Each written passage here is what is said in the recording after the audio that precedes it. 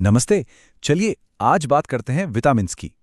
ये वो नाम है जो हम सबने सुना है, लेकिन शायद हम इन्हें उतना नहीं समझते जितना हमें लगता है। ये हमारे शरीर के वो छोटे छोटे गुमनाम हीरो हैं जो चुपचाप हमारी मशीन को चलाते रहते हैं।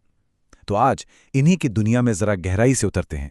शुरुआत एक पहेली से करते हैं। सोचिए, त्वचा पर रैशेज होना यानी डर्मेटाइटिस, पेट का लगातार खराब रहना यानी डायरिया और याददाश्त का धीरे धीरे कमजोर पड़ना यानी डिमेंशिया। ये तीनों सुनने में कितनी अलग अलग बीमारियां लगती हैं ना, पर क्या इनके बीच कोई एक कॉमन कड़ी हो सकती है? और यकीन मानिए, इसका जवाब चौंकाने वाला है। इन तीनों गंभीर समस्याओं की जड़ है सिर्फ एक विटामिन की कमी। बस इसी बात से अंदाजा लगाया जा सकता है कि ये कितने छोटे पर कितने शक्तिशाली मॉलिक्यूल्स हैं और इनकी कमी कितनी भारी पड़ सकती है। जी हाँ, इस हालत को पिलाग्रा कहते हैं और ये होती है नियासिन, या जिसे हम विटामिन B3 भी कहते हैं, उसकी कमी से। ये जो 3D हैं, डर्मेटाइटिस, डायरिया और डिमेंशिया, ये असल में शरीर के वो अलार्म हैं जो हमें बताते हैं कि अंदर कुछ बहुत बड़ी गड़बड़ चल रही है।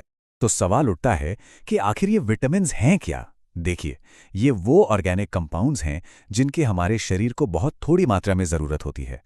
कैज़िमिर फंक, जिन्होंने इन्हें खोजा था, उन्होंने इन्हें सहायक आहार कारक कहा था। मतलब ये खुद एनर्जी नहीं देते, लेकिन इनके बिना हमारे शरीर खाने से मिली एनर्जी का इस्तेमाल ही नहीं कर सकता। तो ये पर्दे के पीछे के वो हीरो हैं जो असल में पूरा शो चला रहे हैं। कार्बोहाइड्रेट और फैट तो बस ईंधन है, लेकिन उस ईंधन को इस्तेमाल करने लायक बनाने की चाबी इन्हीं विटामिन्स के पास होती है। इनके बिना समझिए सब कुछ ठप। अब देखिए, सारे विटामिन एक जैसे नहीं होते। इन्हें ना दो मेन टीमों में बांटा जा सकता है। एक तरफ है फैट सॉल्युबल, मतलब वसा में घुलने वाले, जैसे विटामिन ए, डी, ई और के। इन्हें हमारा शरीर फैटी टिश्यू में स्टोर कर सकता है।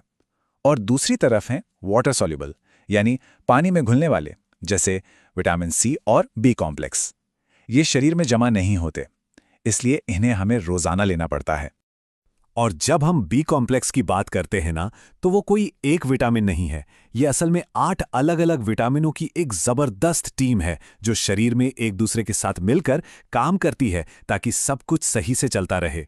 तो क्या होता है जब शरीर को ये जरूरी चाबियां मिलनी बंद हो जाती हैं? चलिए देखते हैं कि इनकी कमी से क्या क्या हो सकता है। ये कुछ जानी मानी बीमारियां हैं जो विटामिन की कमी से होती हैं। विटामिन ए की कमी से रतौंधी, मतलब रात में देखने में दिक्कत। विटामिन सी की कमी से स्कर्वी, जिससे मसूड़ों से खून आता है।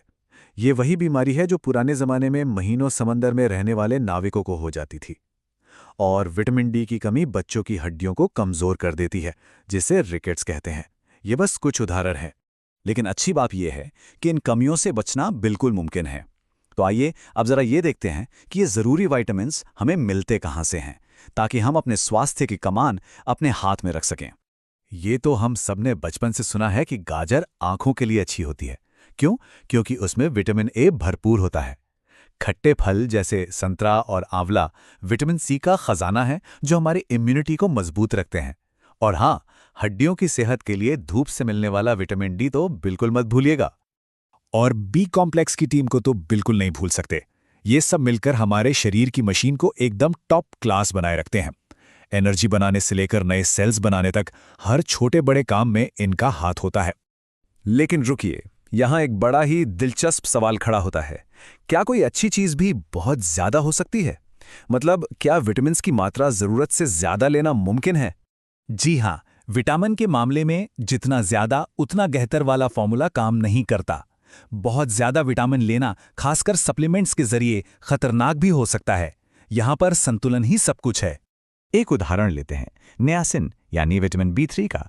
कभी कभी डॉक्टर कोलेस्ट्रॉल कम करने के लिए इसकी हाई डोज देते हैं, लेकिन अगर ये डोज 3000 मिलीग्राम रोजाना तक पहुंच जाए तो ये शरीर के लिए जहरीली साबित हो सकती है। और जब ऐसा होता है तो शरीर चेतावनी देने लगता है। त्वचा एकदम लाल हो जाती है, पेट में दर्द होने लगता है और यहां तक कि आंखों के सामने धुंधलापन भी छा सकता है। ये साफ साफ संकेत हैं कि शरीर का बैलेंस बिगड़ चुका है। एक और हैरान करने वाली बात विटामिन ए के बारे में है।